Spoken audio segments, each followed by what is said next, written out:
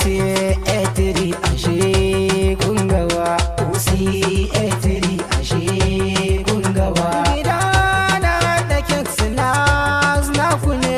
Usi etiri kuna kungawa. Usi etiri ashe kungawa. Kuna nan muna nan abincin zamani. Kaya gina jiki na tsarin zamani. Supply hai gida wallahi za ku kai. Usi etiri ashe kungawa. Bukata dan sha'ani taron nan naku ne.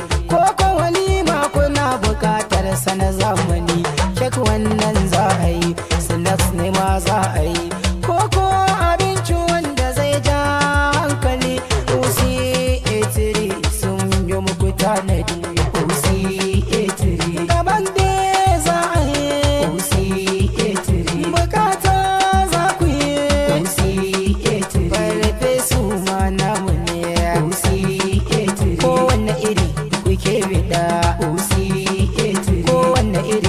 ke bukata. Usi etiri ko farfesun kayan ciki. Usi etiri ko farfesun kayan ciki. Usi etiri ko farfesun kaji akwai. Usi etiri cikin rahusa kan lokaci. Usi etiri ko farfesun kifi akwai. Usi etiri akwai sinasir masa gamuwa. Usi etiri fannin abincin gargajiya. Usi etiri irin su masa yan lokaci. Usi fannin fulawa dawo mudu.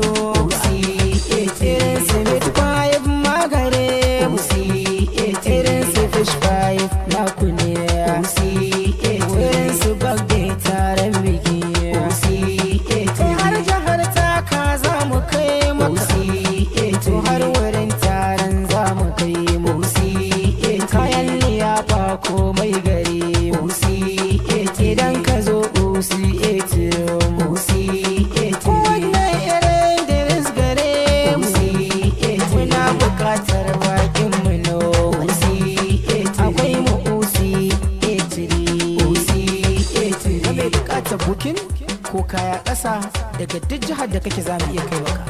Sai a tuntube kamfanin namu a nan ba kamar haka 090 36 08 01 54 ko kuma 070 68 56 50 50. Sai kun zo. Yawa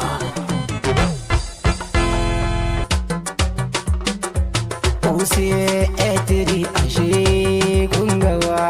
Usi etiri ashe kungawa. Gidana da kek snacks na kune.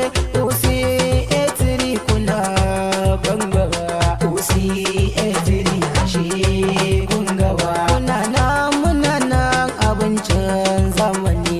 Kaya gina jiki na tsarin zamani. Kaya fulawa mai bukata na kune. Kuke supply hai gida wallahi za ku kai.